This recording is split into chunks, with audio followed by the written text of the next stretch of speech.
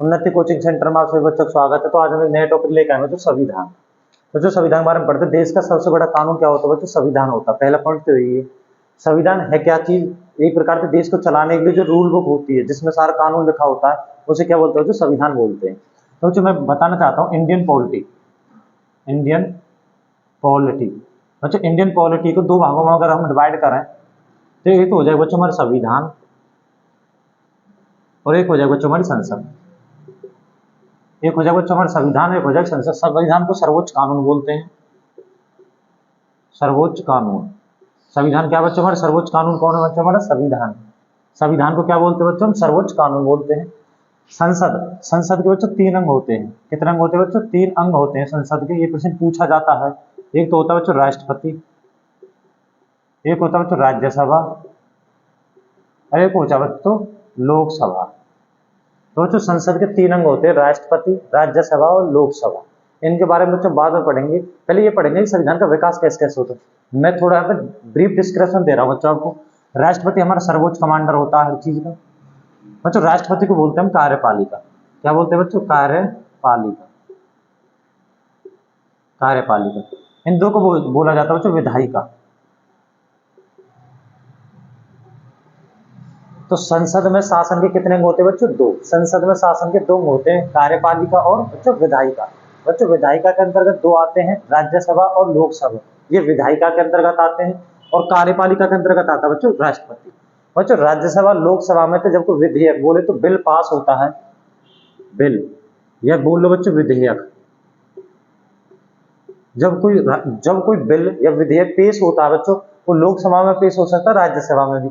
जब इन दोनों से पास हो जाएगा तो जो प्लस में किसके पास जाएगा बच्चों? राष्ट्रपति के पास जाता है। किसके पास जाता है बच्चों? राष्ट्रपति के पास जाता है। और बच्चों वो क्या बन जाता है? कानून। कानून बन जाता है बच्चों, जिसे हम क्या बोलते हैं? एक्ट या लॉ बोलते हैं। जिसे हम क्या बन जाता है? वो कानून, और वो संविधान का पार्ट बन जाता है। बच्चों संविधान को सर्वोच्च कानून बोले तो सर्वोच्च न्यायालय बोल सकते हैं इसे। वैसे बच्चों शासन के बच्चों कितने अंग होते हैं टोटल? वैसे बच्चों शासन के कितने अंग होते हैं? बच्चों शासन के तीन अंग होते हैं। मैं लिखता हूं यहाँ पे, शासन के तीन अंग होते हैं। बच्चों शासन के तीन अंग कौन कौन से होते हैं? एक होती है बच्चों विधायिका, एक होती है बच्चों कार्यपालिका और एक होती है बच्चों हमारी न्यायपालिका। तो बच्चों संविधान में शासन के कितने अंग होते हैं बच्चों? तीन, विधायिका, कार्यपालिका और न्यायपालिका। बच्चों और जबकि संसद में शासन के कितने अंग बच्चों? दो होते हैं। राष्ट्रपति को कार्यपालिका बोलते हैं। राज्यसभा लोकसभा को बच्चों क्या बोलते हैं? विधायिका बोलते हैं। और जबकि जो सुप्रीम कोर्ट होता है उसे क्या बोलते हैं? न्यायपालिका बोलते हैं। तो अगर ये आए बच्चों संविधान में शासन के कितने अंग होते हैं? तो बच्चों तीन अंग होते हैं। जबकि संसद में शासन के कितने अंग होते हैं बच्चों? दो अंग होते हैं, कार्यपालिका और एक विधायिका होती है। बच्चों कोई बिल या विधेयक जब पास होता है, राज्यसभा लोकसभा दोनों में से पास होना अनिवार्य है। और जब उसमें राष्ट्रपति हस्ताक्षर कर देता, अपने साइन कर देता, बच्चों क्या बन जाता है? वो एक्ट या लॉ बन जाता है। बच्चों हमारा जो संविधान था, हमारे संविधान को बनने में कितना समय लगा था? संविधान को बनने में कितना समय लगा था? ये लगा था बच्चों 2 वर्ष 11 महीने और 18 दिन। बच्चों संविधान को बनने में कितना समय लगा था? 2 वर्ष 11 महीने और 18 दिन हमारे संविधान को बनने में लगा था। मैं थोड़ा सा संविधान का परिचय देना चाहता हूँ, उसके बाद में बच्चों आगे अलग अलग वीडियो में इसके बारे में पढ़ते रहे। तो बच्चों हमारे संविधान में अनुच्छेद कितने हैं बच्चों? ये थोड़ा सा ब्रीफ डिस्क्रिप्शन है, उसके बाद एक एक चीज को पढ़ेंगे अच्छे प्रकार से। अनुच्छेद बच्चों 395। बच्चों जब संविधान बना था, संविधान कब बना था बच्चों? 26 जनवरी 1950 को हमारा संविधान बना था, लागू हुआ था बच्चों। क्या हुआ था बच्चों? लागू हुआ था हमारे 26 जनवरी 1950 को। हमारा संविधान 26 जनवरी 1950 को क्यों लागू हुआ था बच्चों, हम आगे बताएंगे। पहले हम संवैधानिक विकास पढ़ेंगे, हमारा संविधान किस प्रक्रिया से गुजरा था बनने के लिए। तो आज संविधान में बच्चों अनुच्छेद कितने? 395। वैसे 450 से प्लस हैं, लेकिन बच्चों हमको अगर पेपर में आए तो 395 ही लिखना है, क्योंकि जो 450 से ज्यादा है इनके सब आर्टिकल से बच्चों 395 के। बच्चों मौलिक अधिकार कितने हैं? मौलिक अधिकार, मौलिक अधिकार बच्चों वर्तमान में 6 मौलिक अधिकार थे, लेकिन जब संविधान बना था जो 7 मौलिक अधिकार थे। संपत्ति का मौलिक अधिकार अब मौलिक अधिकार नहीं है, वो एक कानूनी अधिकार बना दिया गया है। बच्चों वर्तमान में मौलिक अधिकार कितने? हमारे 6, जो कि हमने कहां से लिया बच्चों? यूएसए के संविधान से लिया, संयुक्त राज्य अमेरिका के संविधान से लिया है। उसके बाद बच्चों मौलिक कर्तव्य, एक एक चीज के बारे में बच्चों ब्रीफ डिस्क्रिप्शन पढ़ेंगे हम इनके में। मौलिक कर्तव्य कितने हैं बच्चों? 11 हैं मौलिक कर्तव्य हमारे, जो संविधान में बाद में ऐड किए गए थे। जब संविधान बना था तब हमारे मौलिक कर्तव्य नहीं थे बच्चों, बाद में ऐड किए गए। कैसे ऐड किए गए थे, कौन सी सिफारिश पर ऐड किए गए थे, हम आपको एक एक करके बताएंगे बच्चों। अनुसूची, अनुसूची बच्चों वर्तमान में है 12, लेकिन जब संविधान बना था तब कितनी थी बच्चों? 8। जब संविधान बना था तब बच्चों 8 अनुसूची थी बच्चों। वर्तमान में कितने अनुसूची? हमारी 12 अनुसूची हैं। उसके बाद बच्चों संविधान के भाग, बच्चों वर्तमान में संविधान के कितने भाग है? 22 भाग हैं, लेकिन टोटल कितने बच्चों? 25, क्योंकि सब आर्टिकल्स इसमें ऐड हो जाते हैं, सब पार्ट, जैसे 4 में ए जोड़ दिया है, 9 में ए जोड़ दिया है बच्चों, ऐसे मिला के 25 हो जाते हैं। वैसे अगर पेपर में आएगी संविधान में कुल कितने भाग है बच्चों, हमको 22 ही लिखना है। अनुसूची कितनी बच्चों? वर्तमान में 12। हम एक एक अनुसूची का ब्रीफ डिस्क्रिप्शन करेंगे। मौलिक कर्तव्य कितने बच्चों? हमारे 11 हैं। मौलिक अधिकार कितने बच्चों? हमारे 6 हैं। और अनुच्छेद कितने बच्चों? हमारे 395 है। और हमारा संविधान बच्चों कब लागू हुआ था? 26 जनवरी 1950 को लागू हुआ था, जो कि बन के पहले तैयार हो गया था। हम धीरे धीरे उसके बारे में पढ़ेंगे। इसके बाद पढ़ते हैं बच्चों रेगुलेटिंग एक्ट क्या थे, चार्टर एक्ट क्या थे, उनके बारे में बच्चों हम आपको बताते हैं। तो जो सबसे पहले पढ़ते हैं रेगुलेटिंग एक्ट 1773 की संवैधानिक विकास हमारा कैसे कैसे हुआ था, किन किन प्रक्रिया से गुजरा था। तो सबसे पहले पढ़ते हैं बच्चों रेगुलेटिंग एक्ट 1773। इसे हिंदी में भी रेगुलेटिंग एक्ट भी पढ़ते हैं बच्चों, अंग्रेजी में भी रेगुलेटिंग एक्ट भी पढ़ते हैं बच्चों। इसके अंतर्गत क्या क्या था मैं एक एक पॉइंट आपको बताता हूँ। रेगुलेटिंग एक्ट 1773 के अनुसार 1774 ईस्वी में बंगाल में एक सुप्रीम कोर्ट की स्थापना की गई। एक सुप्रीम कोर्ट की स्थापना की गई। कब बच्चों? रेगुलेटिंग एक्ट 1773 के अनुसार 1774 ईस्वी में बंगाल में किसकी बच्चों? सुप्रीम कोर्ट की स्थापना की गई थी इस एक्ट के अनुसार। नंबर 2 बच्चों, इस एक्ट के अनुसार बंगाल के गवर्नर को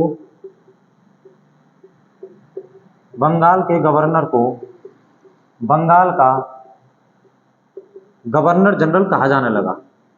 गवर्नर जनरल कहा जाने लगा बच्चों। इसी रेगुलेटिंग एक्ट 1773 के द्वारा बंगाल के गवर्नर को क्या कहा जाने लगा बच्चों? बंगाल का गवर्नर जनरल कहा जाने लगा। और बच्चों बंगाल का पहला गवर्नर जनरल कौन बना था? Warren Hastings. कौन था बच्चों? Warren Hastings. वॉरेन हेस्टिंग्स क्या था बच्चों? बंगाल का पहला गवर्नर जनरल कौन बना था बच्चों? Warren Hastings. अगर यह कि बंगाल का पहला गवर्नर कौन था बच्चों? होता रॉबर्ट क्लाइव। मैं यहाँ पे लिख देता हूं, बंगाल का पहला गवर्नर कौन बना था बच्चों? रॉबर्ट क्लाइव था। रॉबर्ट क्लाइव बंगाल का पहला गवर्नर था। लेकिन रेगुलेटिंग एक्ट 1773 के अनुसार बंगाल का जो गवर्नर था बच्चों, वो गवर्नर का पद खत्म कर दिया और बंगाल के गवर्नर को बंगाल का गवर्नर जनरल कहा जाने लगा। और रेगुलेटिंग एक्ट 1773 के अनुसार जो बंगाल का गवर्नर जनरल बना था पहला, वो कौन बना था बच्चों? Warren Hastings. सीधा क्वेश्चन पूछा जाता है इससे कि बंगाल का पहला गवर्नर कौन बना था बच्चों? पहला गवर्नर जनरल कौन बना था बच्चों? वॉरेन हेस्टिंग्स बंगाल का पहला गवर्नर जनरल बना था। इसके बाद बच्चों पढ़ते पिट्स इंडिया एक्ट। ये पढ़ रहे हैं कि संविधान का विकास कैसे कैसे हुआ था। उसके बाद बच्चों Pitt's India act. Pitt's India act ये आया था बच्चों 1784 में। पिट्स इंडिया एक्ट कब आया था बच्चों? 1784 में आया था।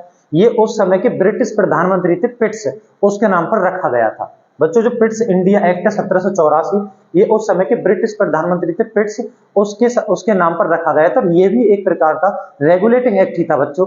इसके अंतर्गत क्या होता है सिर्फ बच्चों? इसके अंतर्गत भारत में लंदन में एक नियंत्रण मंडल जिसे बच्चों हम बोर्ड ऑफ कंट्रोल बोलते हैं, बोर्ड ऑफ कंट्रोल की स्थापना की गई बच्चों। पिट्स इंडिया एक्ट भी एक प्रकार का रेगुलेटिंग एक्ट था और ये उस समय के ब्रिटिश प्रधानमंत्री पिट्स के नाम पर रखा गया था। और लंदन इस एक्ट के द्वारा, पिट्स इंडिया एक्ट 1784 के द्वारा लंदन में एक नियंत्रण मंडल की स्थापना करी गई थी जिसे बोर्ड ऑफ कंट्रोल कहते हैं, इसी एक्ट के द्वारा। और बच्चों 1793 ईस्वी में 1793 के पिट्स इंडिया एक्ट ही था वो भी बच्चों। 1793 के पिट्स इंडिया एक्ट के द्वारा जो बोर्ड ऑफ कंट्रोल बोले तो जो नियंत्रण मंडल के सदस्य थे, नियंत्रण मंडल के सदस्यों के वेतन भत्ता का प्रावधान भारत की संचित निधि से किया गया, भारत की संचित निधि से किया गया। तो जो लंदन में देखो पिट्स इंडिया एक्ट 1784 में बना था, इसके द्वारा लंदन में नियंत्रण मंडल जैसे बोर्ड ऑफ कंट्रोल की स्थापना की गई थी, तो बहुत सारे सदस्य थे। लेकिन 1793 के पिट्स इंडिया एक्ट के द्वारा नियंत्रण मंडल के जो सदस्य थे जितने भी, उनके वेतन और उनका जो भत्ता या उनकी जो सरकारी सुविधाएं होती थी, उनका प्रावधान भारत की जो संचित निधि थी, भारत के पैसों से भारत से दिया जाने लगा। देखो बच्चों बना कहाँ पे था वो नियंत्रण मंडल या बोर्ड ऑफ कंट्रोल, कहाँ पे बना था बच्चों? लंदन में बना था।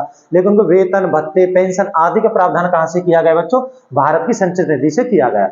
ये तो बच्चों इसके बाद पढ़ते हैं चार्टर एक्ट। जैसे चार्टर एक्ट 1813 में आया था, तो जो चार्टर एक्ट इसके बाद पढ़ते हैं, जो चार्टर एक्ट 1813 संवैधानिक विकास के पार्ट है, सारे प्रकार के एक्टों में से प्रश्न पूछा जाता है। मतलब चार्टर एक्ट जो 1813 में आया था, इसके अनुसार जो हमारी ईस्ट इंडिया कंपनी भारत में स्थापना हुई थी, उसका व्यापार करने का अधिकार समाप्त कर दिया। लिखता हूं मैं यहाँ पे, ईस्ट इंडिया कंपनी का व्यापारिक एकाधिकार समाप्त कर दिया। क्या कर दिया बच्चों? व्यापारिक एकाधिकार समाप्त कर दिया। सिर्फ उन्हें दो चीज छोड़ी, एक तो चाय का व्यापार और चीन के साथ व्यापार कर सकते थे। बच्चों चार्टर एक्ट 1813 के अनुसार क्या था, जो भारत में ईस्ट इंडिया कंपनी की स्थापना हुई थी, तो ईस्ट इंडिया कंपनी का जितना भी व्यापारिक एकाधिकार था, जो वे व्यापार करते थे, सारा अधिकार इन्होंने अपने हाथों में ले लिया। गवर्नर जनरलों ने व्यापारिक एकाधिकार समाप्त कर दिया। उनके हाथ में सिर्फ दो व्यापार छोड़े, तो चाय का व्यापार और एक चीन के साथ व्यापार अब भी वो कर सकते थे। लेकिन बच्चों जो चार्टर एक्ट 1833 आया बच्चों, देखो हर 20 साल के बाद आया चार्टर एक्ट जो 1833 आया बच्चों, इसके अनुसार क्या था, जो चाय का और चीन के साथ व्यापार था ना, ये भी खत्म कर दिया। चाय व चीन के साथ भी ईस्ट इंडिया कंपनी का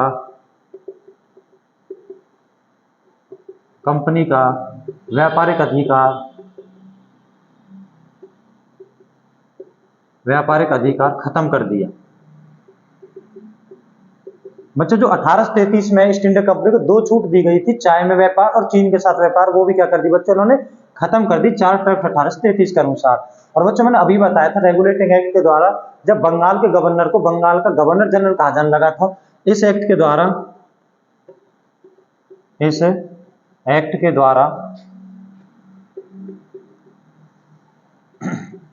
बंगाल के गवर्नर जनरल को भारत का गवर्नर जनरल कहा जाने लगा। भारत का गवर्नर जनरल कहा जाने लगा।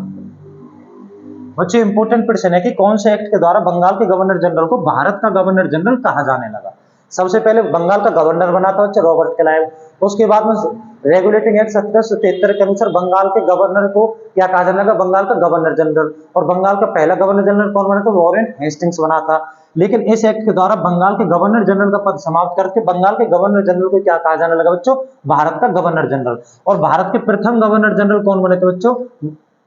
Lord William Bentinck. कौन बने थे बच्चों? Lord William Bentinck. बच्चों लॉर्ड विलियम बेंटिक भारत के पहले गवर्नर जनरल बने थे। मोस्ट इंपोर्टेंट प्रश्न बच्चों, बहुत बार रिपीट होता है पेपरों में कि भारत का प्रथम गवर्नर जनरल कौन था बच्चों? Lord William Bentinck. जबकि बंगाल का प्रथम गवर्नर जनरल कौन था बच्चों? वॉरेन हेस्टिंग्स था। लेकिन भारत का कौन बना था बच्चों? Lord William Bentinck. और बंगाल का गवर्नर कौन था बच्चों? रॉबर्ट क्लाइव था। तो ये चार्टर एक्ट के अनुसार क्या क्या चीज होती रही भारत में, ये चीज मैंने आपको पढ़ाई। सबसे पहले चार्टर एक्ट आया था 1813 में, फिर आया चार्टर एक्ट 1833 में, उसके बाद आता है बच्चों चार्टर एक्ट 1853। उसको पढ़ते हैं बच्चों, चार्टर एक्ट 1853 को।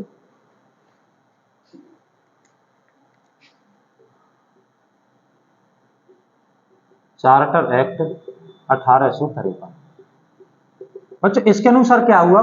भारत में सिविल सेवा की शुरुआत की गई। इस एक्ट के द्वारा भारत में सिविल सेवा परीक्षा की शुरुआत की गई। सिविल सेवा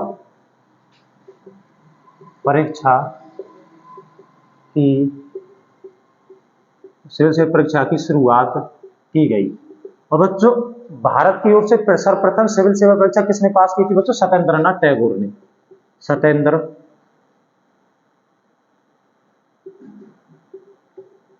सत्येंद्रनाथ टैगोर। बच्चों सत्येंद्रनाथ टैगोर पहले भारतीय थे जिन्होंने सिविल सेवा परीक्षा पास की थी। कब बच्चों? 1863 में। यह प्रश्न सीधा पूछा जाता है कि सिविल सेवा की परीक्षा पास करने वाला प्रथम भारतीय कौन बचा? सत्येंद्रनाथ टैगोर 1863 में सिविल सेवा की परीक्षा पास करने वाले प्रथम भारतीय थे। मोस्ट इंपोर्टेंट क्वेश्चन बच्चों इसमें से कि और किस एक्ट के द्वारा भारत में सिविल सेवा की परीक्षा की शुरुआत की गई थी बच्चों? 1853 के चार्टर एक्ट के द्वारा। जबकि इससे पहले जो लॉर्ड कॉर्नवालिस था, लॉर्ड कॉर्नवालिस ने सिविल सेवा की शुरुआत की थी। लेकिन बच्चों जब सिविल सेवा से जो कलेक्टर चुने जाते थे वो डायरेक्ट चुने जाते थे, अपने खुद के आदमियों को, खुद के अपने जो उनके आदमी होते थे उनको चुनते थे।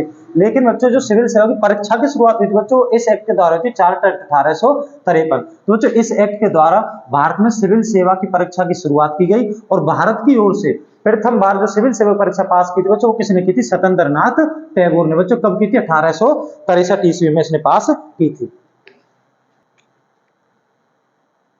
बच्चों उसके आगे पढ़ेंगे गवर्नमेंट ऑफ इंडिया एक्ट 1858। बच्चों गवर्नमेंट ऑफ, देखो इससे पहले मैंने अभी आपको 1853 वाला चार्टर एक्ट पढ़ाया था। लेकिन बच्चों गलती क्या होगी? गलती क्या हुई थी इसमें 1853 वाले में कि इतनी जल्दी क्या जरूरत पड़ गई कि 1858 में दूसरा एक्ट लाना पड़ गया। क्यों बच्चों? 1857 में क्या हुई थी? क्रांति हुई थी, जिसे क्या बोलते हैं? 1857 की क्रांति, भारत के प्रथम स्वतंत्रता संग्राम बोलते हैं। तो बच्चों गवर्नमेंट ऑफ इंडिया एक्ट 1858 में क्या था कि जो ईस्ट इंडिया कंपनी का शासन ही समाप्त कर दिया। ईस्ट इंडिया कंपनी का शासन समाप्त कर दिया। ईस्ट इंडिया कंपनी का शासन क्या कर दिया बच्चों? इन्होंने समाप्त कर दिया। तो प्रश्न पूछा जाता है कि ईस्ट इंडिया कंपनी का शासन कब समाप्त किया गया? अब तक तो बच्चों का व्यापारिक एकाधिकार समाप्त किया गया था, लेकिन ईस्ट इंडिया कंपनी का जो शासन कब समाप्त किया गया था? गवर्नमेंट ऑफ इंडिया एक्ट 1858 के अनुसार। क्योंकि 1857 में क्रांति हो गई थी तो भारत में बहुत सारे चेंजेस देखने को मिले थे। इससे बच्चों दूसरा पॉइंट बनता है इसमें से कि भारत के गवर्नर जनरल को भारत का वायसराय कहा जाने लगा। वायसराय कहा जाने लगा। बच्चों भारत का जो गवर्नर जनरल होता था, जो मैंने बताया था अभी 1833 के एक्ट के द्वारा जो लॉर्ड विलियम बेंटिक बने थे, उस भारत के गवर्नर जनरल के पद को समाप्त करके उसके स्थान पर क्या पद बन लिया बच्चों? भारत का वायसराय। और पहले वायसराय कौन बने थे बच्चों? Lord Canning. Lord Canning Bharat के पहले वायसराय थे। बच्चों भारत में बनने वाले पहले वायसराय कौन थे बच्चों? Lord Canning. सारे प्रश्न पूछे जाते हैं बच्चों इनमें से, जितने मैं आपको बता रहा हूँ एक एक इंपोर्टेंट पॉइंट है सारे, कि भारत में बनने वाले पहले वायसराय कौन बने थे बच्चों? लॉर्ड कैनिंग बने थे। और बच्चों जो 1857 की क्रांति हुई थी, दिल्ली पुलिस में कई बार प्रश्न रिपीट हुआ है एसएससी में कि जो भारत के प्रथम वायसराय कौन थे? लॉर्ड कैनिंग थे। लेकिन 1857 की क्रांति के समय पर या तो वायसराय आएगी लिखी या कहेगी बच्चों गवर्नर जनरल कौन थे बच्चों? लॉर्ड कैनिंग थे। तो बच्चों भारत के गवर्नर जनरल के पद को समाप्त करते भारत को वायसराय नया पद आ गया और क्या बना था बच्चों? भारत का प्रथम वायसराय कौन बना था? लॉर्ड कैनिंग बना था। इस एक्ट के द्वारा एक भारत सचिव के पद का गठन किया गया। भारत सचिव के पद का गठन किया गया। बच्चों इस एक्ट के द्वारा एक भारत सचिव के नए पद का गठन किया गया। कौन कौन भारत सचिव बने थे बच्चों? मैं आगे बताता हूं इसके बारे में।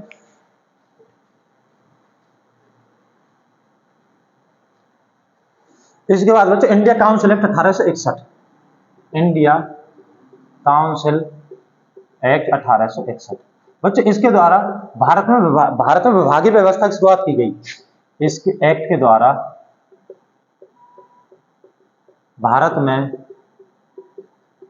विभागीय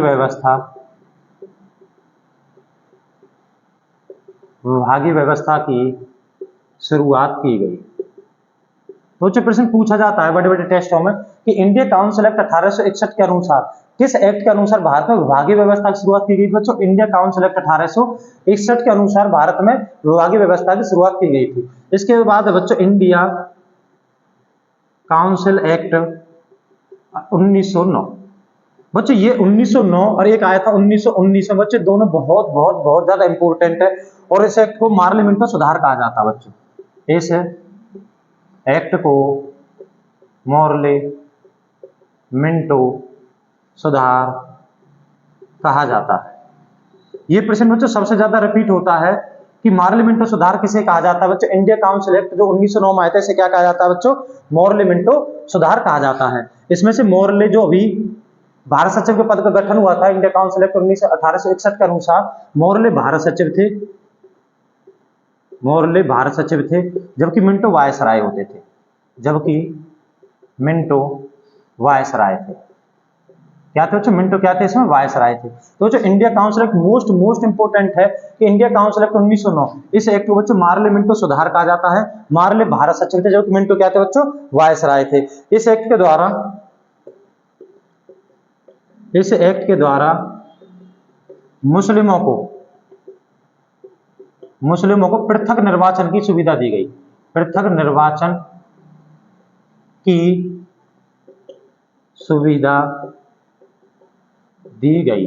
बच्चों पृथक निर्वाचन मतलब किस एक्ट के द्वारा मुस्लिमों को पृथक निर्वाचन की सुविधा दी गई, मतलब जिस एरिया में बच्चों मुस्लिम ज्यादा होते थे वहां से सिर्फ एक मुस्लिम कैंडिडेट ही खड़ा हो सकता था, यह था मुस्लिम को पृथक निर्वाचन की सुविधा। तो ये प्रश्न मोस्ट इंपोर्टेंट है कि किस एक्ट के द्वारा भारत में मुस्लिमों को पृथक निर्वाचन की सुविधा दी गई थी बच्चों। इंडिया काउंसिल एक्ट 1909 के द्वारा भारत में मुस्लिमों को पृथक निर्वाचन की सुविधा दी गई थी बच्चों। मोस्ट इंपोर्टेंट बच्चों 1909 और 1919, इससे आगे पढ़ता हूं बच्चों। इसके बाद पढ़ते हैं इंडिया काउंसिल एक्ट 1919, इंपोर्टेंट है बच्चों सबसे। तो बच्चों इसको क्या कहा जाता है, इस एक्ट को मॉन्टेग्यू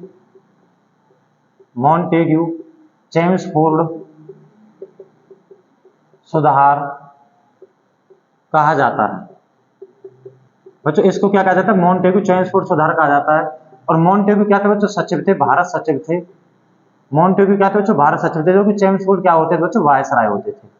चेम्सफोर्ड क्या होते थे बच्चों, वायसराय होते थे। एक प्रश्न और पूछा जाता है बच्चों चेम्सफोर्ड से कि जब भारत में जलियांवाला बाग हत्याकांड हुआ था या रोलर एक्ट पास हुआ था तो उस समय पर भारत के वायसराय कौन थे बच्चों, लॉर्ड चेम्सफोर्ड उस समय पर क्या थे बच्चों, भारत के वायसराय थे। तो इस एक्ट को मॉन्टेग्यू चेम्सफोर्ड सुधार भी कहा जाता है। मॉन्टेग्यू भारत सचिव थे जब बच्चों, जबकि चेम्सफोर्ड क्या होते थे बच्चों, वायसराय होते थे। नंबर 2 पॉइंट बच्चों, जैसे इंडिया काउंसिल एक्ट 1909 के द्वारा मुस्लिमों को पृथक निर्वाचन सुविधा दी गई थी, तो इसमें सिखों व ईसाइयों को पृथक निर्वाचन की सुविधा दी गई, पृथक निर्वाचन की सुविधा दी गई बच्चों। इसमें सिखों और ईसाइयों को पृथक निर्वाचन सुविधा दी गई। सीधा सीधा पॉइंट पूछा जाता है। और सबसे इंपॉर्टेंट पॉइंट बच्चों ये है तीसरा जो मैं लिखने वाला हूं कि प्रांतों में द्वैध शासन को लागू किया गया, प्रांतों में द्वैध शासन को लागू किया गया, शासन को लागू किया गया। वैसे द्वैध शासन क्या था, द्वैध शासन था कि दो प्रकार के शासन बना दिए। जैसे हमारे उस समय पे क्या होता था बच्चों, जैसे एक दो प्रकार के शासन होते हैं। एक तो जैसे मान चलो कर लेने का, टैक्स लेने का, या जो ये होते हैं विदेश विभाग होते हैं उनको एक अलग प्रकार का शासन सौंप दिया, और जो जहाँ पे जो देश में जो शासन चला तो एक अलग प्रकार का शासन हो गया। तो जो प्रांतों में द्वैध शासन को क्या कर दिया गया बच्चों, लागू किया है। ये सबसे इंपॉर्टेंट पॉइंट है, प्रश्न सबसे ज्यादा बार रिपीट होता है कि प्रांतों में द्वैध शासन को लागू किया गया या इंडिया काउंसिल एक्ट 1919 के अनुसार। तो जो प्रांतों में द्वैध शासन को लागू किया गया कौन से अनुसार बच्चों, इंडिया काउंसिल एक्ट 1919 के अनुसार। इसके बाद बच्चों लास्ट और एक बचता है इंडिया काउंसिल एक्ट 1935, उसके बारे में पढ़ते हैं। तो बच्चों इंडिया काउंसिल एक्ट 1919 जो मैंने अभी बताया था उसके अनुसार क्या हुआ बच्चों, प्रांतों में द्वैध शासन को लागू किया गया था।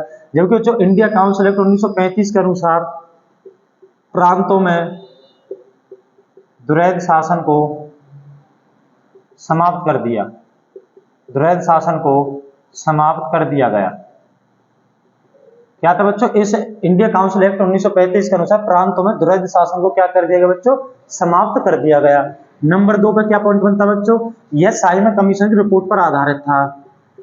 जो बच्चों साइमन कमीशन 1928 में भारत आया था, यह साइमन कमीशन की रिपोर्ट पर आधारित था, रिपोर्ट पर आधारित था। बच्चों यह किसकी रिपोर्ट पर आधारित था, साइमन कमीशन। और बच्चों साइमन कमीशन रिपोर्ट का, साइमन कमीशन बच्चों बना कब था 1927 में, और बच्चों भारत कब आया था 1928 में। इसको साइमन कमीशन क्यों कहते? क्योंकि साइमन इसके हेड थे और इसमें टोटल 7 सदस्य थे और साथ ही साथ बच्चों क्या थे? अंग्रेज थे, इसलिए इसे व्हाइट कमीशन भी कहा जाता है। व्हाइट कमीशन, अंग्रेज थे, साथ के 7 सदस्य अंग्रेज थे, इसलिए इसका भारत में बच्चों बहुत ज्यादा विरोध भी हुआ था। तो यह जो साइमन कमीशन की रिपोर्ट पर क्या था बच्चों? आधारित था। कौन सा बच्चों? India council act 1935। इसके द्वारा भारत में एक अखिल भारतीय संघ की स्थापना की गई।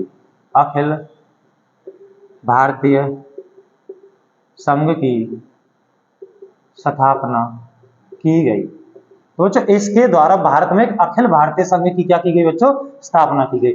सबसे जो मोस्ट इंपोर्टेंट पॉइंटर बच्चों जो सबसे ज्यादा बार रिपीट होता है हमारे क्वेश्चनों में, पेपरों में, एग्जाम में, वो ये है कि जो हमारे संविधान का अधिकांश भाग है वो इंडिया काउंसिल ऑफ 1935 से लिया गया है।